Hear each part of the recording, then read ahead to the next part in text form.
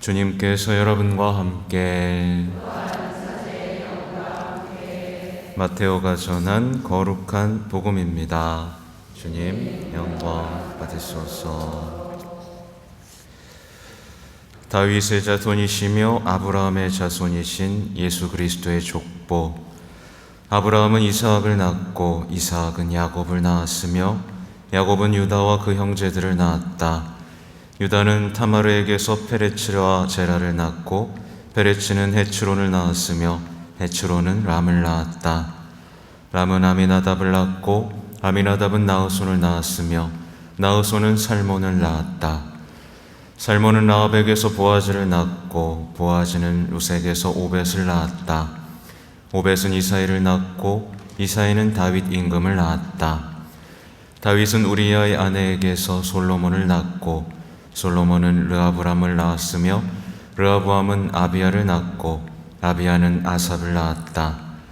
아삽은 여호사밧을 낳고 여호사밧은 여호람을 낳았으며 여호람은 우지야를 낳았다. 우지야는 요탐을 낳고 요탐은 아하지를 낳았으며 아하지는 히즈키야를 낳았다. 히즈키야는 므낫세를 낳고 므낫세는 아몬을 낳았으며 아몬은 요시야를 낳았다. 요시야는 바빌론 유배 때에 여호야킨과 그 동생들을 낳았다. 바빌론 유배 뒤에 여호야킨은 스알티엘을 낳고 스알티엘은 스룹바벨을 낳았다. 스룹바벨은 아비웃을 낳고 아비웃은 엘야킴을 낳았으며 엘야킴은 아조르를 낳았다. 아조르는 차독을 낳고 차독은 아킴을 낳았으며 아킴은 엘리웃을 낳았다. 엘리웃은 에라자르를 낳고 에라자르는 마탄을 낳았으며 마탄은 야곱을 낳았다. 야곱은 마리아의 남편 요셉을 낳았는데 마리아에게서 그리스도라고 불리는 예수님께서 태어나셨다. 예수 그리스도께서는 이렇게 탄생하셨다. 그분의 어머니 마리아가 요셉과 약혼하였는데 그들이 살기 전에 마리아가 성령으로 말미암아 잉태한 사실이 드러났다. 마리아의 남편 요셉은 의로운 사람이었고 또 마리아의 일을 세상에 드러내고 싶지 않았으므로 남모르게 마리아와 파혼하기로 작정하였다. 요셉이 그렇게 하기로 생각을 굳혔을 때 꿈에 주님의 천사가 나타나 말하였다. 다윗의 자손 요셉아, 두려워하지 말고 마리아를 아내로 맞아들여라. 그 몸에 잉태된 아기는 성령으로 말미암은 것이다. 마리아가 아들을 낳으리니 그 이름을 예수라고 하여라. 그분께서 당신 백성을 죄에서 구원하실 것이다. 주님께서 예언자를 통하여 하신 말씀이 이루어지려고 이 모든 일이 일어났다. 곧 보아라, 동정녀가 잉태하여 아들을 낳으리니 그 이름을 임마누엘이라고 하리라 하신 말씀이다. 임마누엘은 번역하면 하느님께서 우리와 함께 계시다는 뜻이다. 주님의 말씀입니다.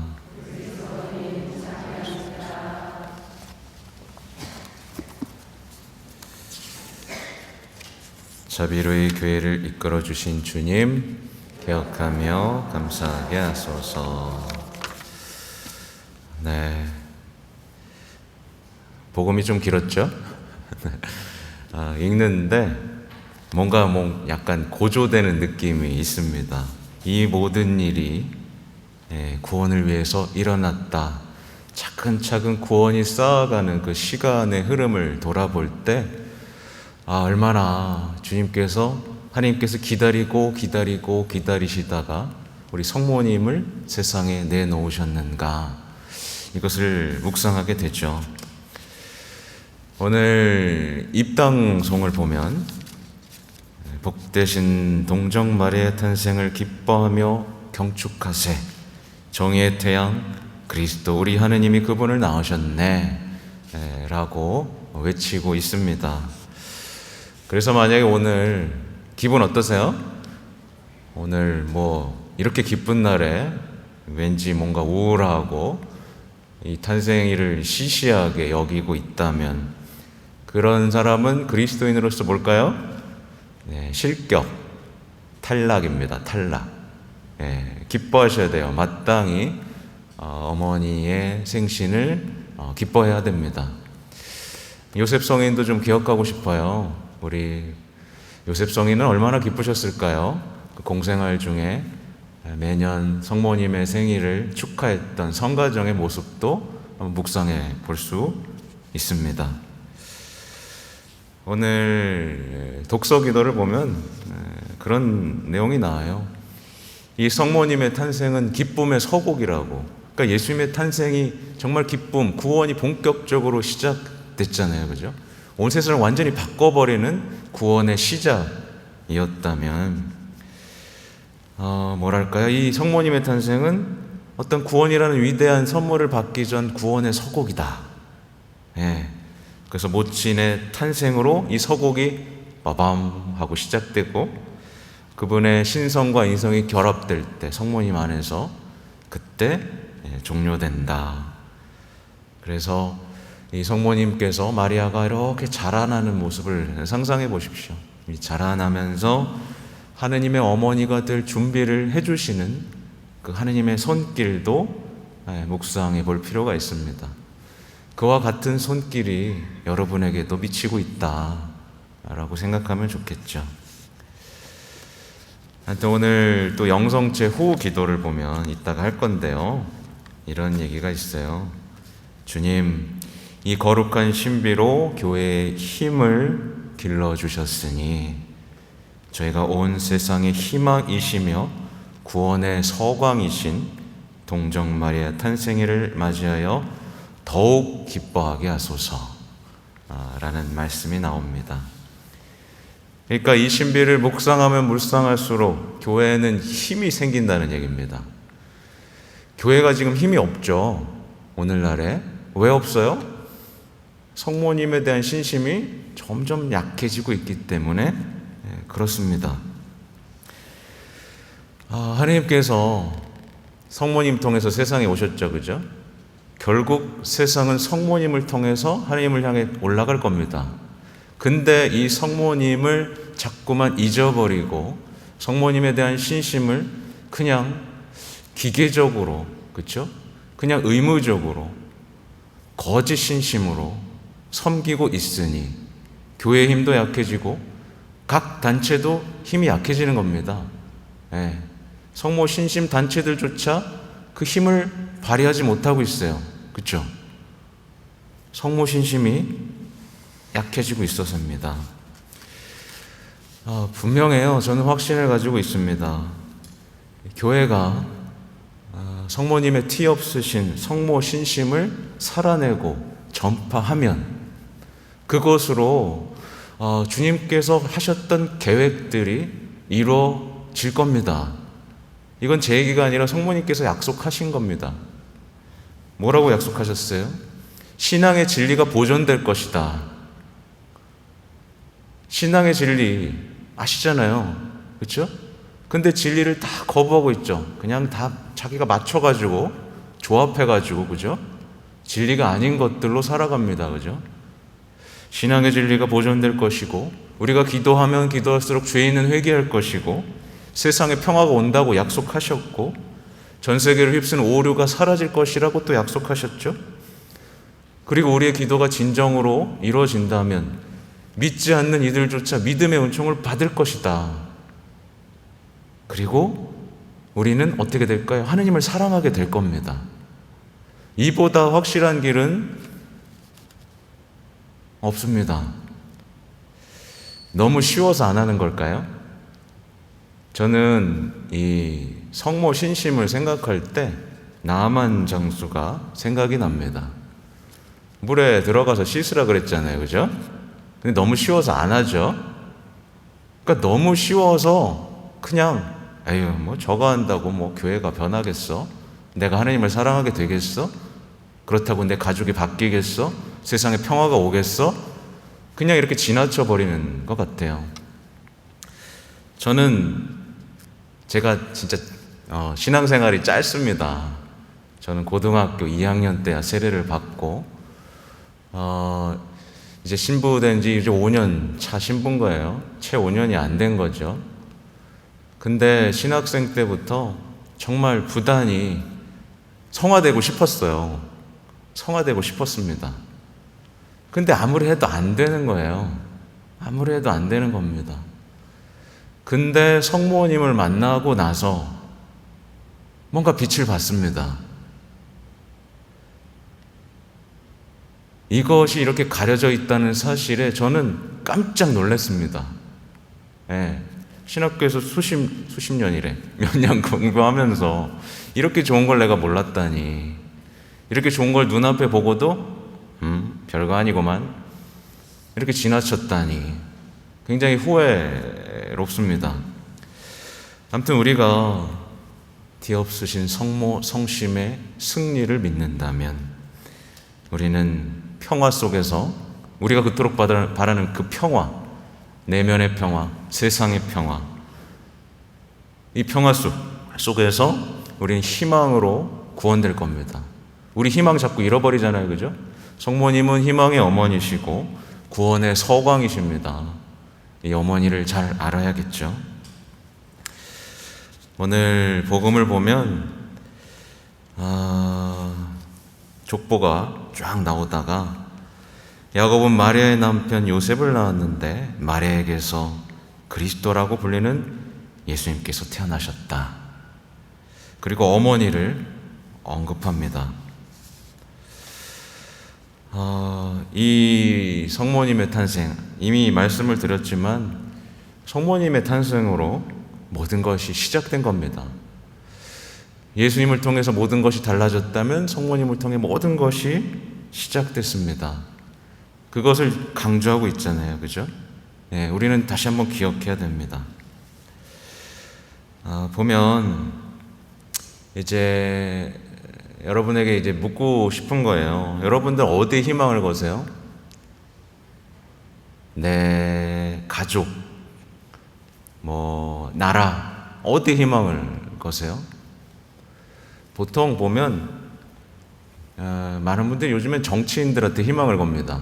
저 정치인 뽑으면 나라가 좀 잘 되겠지. 네. 시민운동에 희망을 걸기도 하죠. 엉뚱한 거에 우리가 희망을 거는데 희망이 실현된 적이 있나요? 없을걸요? 지금도 전쟁은 계속되고 지금도 정당끼리 싸우고, 그죠? 예, 죄악은 더 퍼져나가고 정치인들이 요즘 하는 일이 뭐예요? 낙태죄 폐지하고, 그죠? 동성애 합법화하고,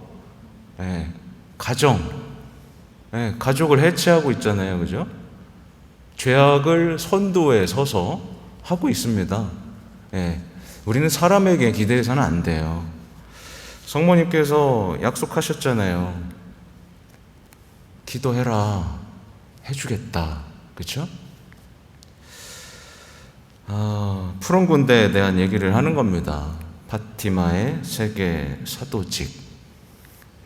이것이 우리를 아까 말씀드린 대로 평화, 어떤 우리가 바라는 그것으로 만들어 주실 거예요. 제가 어젯밤에 이제 파티마 세계 사도직에 대해서 이렇게 조금 더 공부를 해보는데 거기에 이제 파티마 세계 사도직을 이렇게 시작하셨던 이 신부님이었나? 그분이 이제 오상의 비호 신부님과 만나는 장면이 나오더라고요. 그래서 부탁을 하는 겁니다. 신부님께. 오상의 비호 신부님은 다 아시죠? 네. 부탁을 해요. 그때 오상의 신부님이 이렇게 얘기합니다. 푸른 군대의 서약을 충실히 살아가는 이들을 나는 나의 영적 자녀로 받아들이겠습니다. 이게 무슨 뜻이냐면 내가 책임지겠다. 그들을 구원으로 천국으로 이끄는 영적 아버지가 되겠다. 끝까지 그들을 위해서 기도하겠다라고 약속하신 거예요. 그리고 언제 러시아가 회개하겠느냐라는 질문에는 푸른 군대 회원의 수가 공산주의자들 수만큼 되면 소련은 회개할 것입니다. 이렇게 약속을 하시죠. 우리나라 성화되기 원하시죠, 그죠? 더 조금 좁게 생각하면 인천교구 성화되기 원하시죠? 그쵸? 저도 압니다. 인천교구 신부이기 때문에. 인천교구가 성화되고 더 뭐랄까요, 성덕 있는 사제들이 많이 나오길 바라는 거 저도 압니다. 그럼 우리가 뭘 해야 되겠어요? 확실한 길을 가야겠죠, 그죠? 성모님과 함께 기도하는 겁니다. 우리의 기도가 세상을 구할 것이라는 생각을 해보셔야 돼요. 우리의 기도가 정말 성모님과 함께하는 기도가 세상을 구할 겁니다. 지치지 말고 기도하셔야 돼요. 그 서약은 굉장히 간단합니다. 이따가 하겠지만 보면 서약은 간단해요. 저의 성모님께 서약합니다. 사랑하올 여왕이시며 어머니이신 마리아님, 어머니께서 파티마에서 나는 묵주기도에 모이다. 매일 묵주기도를 계속해서 바쳐라. 사람들은 생활을 고치고 자기들의 죄에 대한 용서를 청해야 한다 하시며 어머니의 요청을 실행하면 세상에 평화가 올 것이라고 약속하셨나이다. 그러므로 제가 지은 죄와 세상의 죄에 대한 보석으로 어머니의 티 없으신 성심께 드리고자 매일 묵주기도를 바치고 그 신비를 묵상하며 일상생활에서 오는 어떠한 고통도 희생으로 참아 받으며 어머니께 저를 봉헌하는 약속의 표시로 스카풀라를 착용할 것을 저는 엄숙히 약속하나이다. 또한 이 약속을 자주, 특히 유혹의 순간에 갱신하겠나이다. 너무 간단하죠? 이 서약이 세상을 바꿀 수 있는 힘이 될 겁니다. 이따가 많이 하셔요. 이따가 우리 처음으로 시작할 겁니다. 또 묵상하고 싶은 주제는 21절의 내용이에요. 그분께서 당신 백성을 죄에서 구원하실 것이다. 뭐라고요? 어디서 구원하신다고요? 죄에서 구원하신다. 분명히 말씀하셨죠? 죄에서 구원하신다. 근데 오늘날에 그리스도 교회에서조차 뭐라고 말하냐면 죄의식 갖지 마라. 그거 자존감에 좋지 않다. 교회가 자꾸 죄에 대해서 말하고 지옥에 대해서 말하면 안 된다 라고 말을 합니다. 이런 이들을 조심하셔야 됩니다. 예수님께서는 십자가에서 뭐 때문에 돌아가셨어요? 죄 때문에 돌아가셨어요. 죄 때문에 맞으셨고 죄 때문에 돌아가셨습니다. 하느님의 어린 양이라고 할 때 우리는 뭐라고 앞에 외치죠? 세상의 죄를 없애시는 분이에요. 예수님은 우리를 죄에서 구원하시는 분입니다. 근데 세상은 괜찮아. 예수님은 사랑이시잖아. 괜찮아. 이해하실 거야. 이렇게 말을 합니다. 신앙의 오류가 퍼져나가고 있는 거예요. 교회 내에서. 그죠? 이런 사람들에게 이렇게 물으면 대답을 못 합니다. 그런데 죄가 뭐야? 죄? 아니, 그냥 얼버무립니다. 그러다 보니까 고해소에 찾아오는 신자들이 사라져가고 있는 거예요. 괜찮아. 이해하실 거야. 사랑하시니까. 근데 죄에서 구원하셨다는 거예요. 우리가 죄에 대해서 더 뚜렷하고 구체적으로 묵상하고 고백하고 용서받을 때 우리는 하느님을 만납니다. 그죠? 아무튼 예수님께서는 죄에서 구원하셨고 혼자 다 하실 수 있었지만, 그죠? 성모님 없이 세상에 오실 수도 있었지만 굳이 성모님과 함께 오셨고 제자들과 함께 일을 하셨고 하늘로 올라가신 뒤에 평화와 은총을 누구에게 맡기셨을까요? 성모님께 맡기셨습니다. 그래서 평화의 모후잖아요. 그래서 자꾸 파티마의 성모님이 자꾸 나타나셨던 거예요. 평화의 모후, 평화는 성모님께 맡겨주셨습니다. 그리고 은총의 중재자로서 임명하신 거예요. 근데 보면 사람들은 그래요. 지혜롭다는 사람들은 아니야. 은총과 평화는 주님이 주시는 거야. 성모님은 상관없어. 라고 얘기합니다. 그들이 모르는 게 뭐죠? 예수님과 성모님의 관계를 모르는 거예요. 어머니와 자식과의 관계를 모르는 거고, 그렇죠? 예수님께서 성모님에게 여왕의 칭호를 하시면서 같이 통치하시고자 했던 그 마음을 모르는 거죠. 우리가 성모님을 사랑하는 이유는 여기 있습니다. 네, 그분이 우리에게 어머니로 주셨고 그 어머니께서는 평화와 은총을 주시기를 원합니다. 아무튼 오늘 묵상하면서 제가 한 가지만 더 읽어드릴게요. 뭐냐면 마리아 사지 운동에서 이제 성모님의 메시지인데, 오늘 보면 그래요. 뭐냐면 탄생 축일에 성모님께서 전해주신 메시지입니다. 읽어드릴게요. 이거 읽어드리고 막론 마치겠습니다. 오 아들들아, 조그만 아기인 너희 어머니를 바라보아라. 내가 그렇듯 작았기 때문에 지극히 높으신 하느님의 기쁨이 되었던 것이다. 잉태된 첫 순간부터 어떤 죄에도 물들지 않을 특전을 입은 내게는 그 면제의 은혜가 참으로 나의 작음을 깊이 깨닫게 하는 척도가 되어 주었다. 나의 작음은 하느님의 피조물인 내가 말씀의 어머니가 되도록 택함을 받았다는 데 있다. 나의 작음은 모든 것을 하느님에게서 받았다는 데 있다. 나의 작음은 당신의 크심으로 나를 감싸주신 하느님의 능력의 그늘로 내가 보호를 받았다는 데 있다. 따라서 나의 풍성함은 오직 작고 가난한 이들의 풍성함이니 곧 겸손, 신뢰, 의탁, 희망이다. 오늘 교회는 태어나던 순간에 너희 천상 어머니를 보도록 너희를 초대한다. 특별히 사랑하는 아들들아, 갓난아기인 너희 엄마를 바라보아라. 그러면 너희가 작은 사람이 되는 법을 배우게 되리라. 내 아이들인 너희는 나와 똑같은 삶을 살아야 하니까 작은 사람이 되어야 한다. 작은 사람이 되어야 내 계획을 이룰 유순한 도구가 될 수 있고, 또 내 아들 예수님께서 흐뭇해 하시는 사람들이 될 수 있다. 내 소중한 아들들아, 예수님께서 너희를 얼마나 사랑하시는지, 그분께서 너희를 사랑하시는 이유는 바로 너희가 작고 가난하고 단순하고 겸손한 사람이 되고자 하기 때문이다. 너희는 작은 사람이 되어야 한다.